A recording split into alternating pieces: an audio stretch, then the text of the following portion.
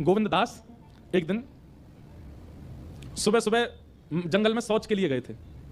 शौच समझ रहे हैं ना, तब बाथरूम तो होते नहीं थे, जंगलों में जाते थे लोग। सुबह सुबह शौच के लिए गए तो गोविंद दास को इतना प्रिय मानते थे ठाकुर जी, सखा मानते थे अपना।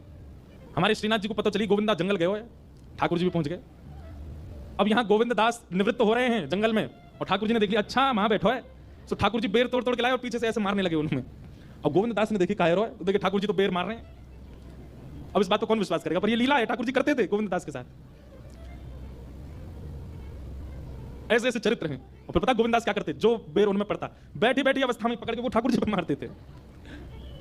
अब सामान्य व्यक्ति देखे तो उसके मन में आ जाएगा राम राम राम राम, अपवित्रता का ध्यान नहीं कर रहे हैं राम ठाकुर जी पे, पर ठाकुर जी उनको सखा मानते हैं अपना। हुआ ऐसा था कि भगवान केवल 11 वर्ष ब्रज में रहे। जब श्री कृष्ण आए तो केवल 11 वर्ष ब्रज में रहे। ठाकुर जी की लीला करने का अभी और मन था, ऊधम करने का भी और मन था, ठाकुर जी वो ऊधम कर ही नहीं पाए। इसलिए ठाकुर जी कलिकाल में दोबारा श्रीनाथ जी के रूप में प्रकट हुए और फिर प्रकट होकर सूरदास, कुम्मनदास, गोविंददास, छीत स्वामी और इन सब अष्ट सखाओं के साथ ठाकुर जी ने फिर दोबारा से वही सब क्रीड़ाएं की। उसमें से श्रीदामा का जो रूप, जो ठाकुर जी के मित्र श्रीदामा है, वही कलयुग में गोविंददास बन के आए। तो ठाकुर जी को लज्जा नहीं होती थी।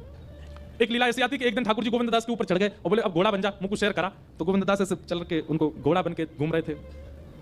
इतने में गोविंददास रुक गए। ठाकुर जी बोले का हो, जय जय नेक उतर जाओ। बोले काय को, मोकू नेक लघु शंका लगी है, नेक में चलो जाऊं। ठाकुर जी बोले बाबड़े, कोई घोड़ सवारी करे और घोड़ा को लघु शंका लगे तो घोड़ा बातें बोले कि उतर जाओ, मैं लघु शंका जाऊंगा। गोविंददास बोले ना ना वो तो ना बोले। बोले वो कहा करे, बोले सवारी बैठी रहे, वो तो वैसे कर ले। बोले तू भी वैसे कर।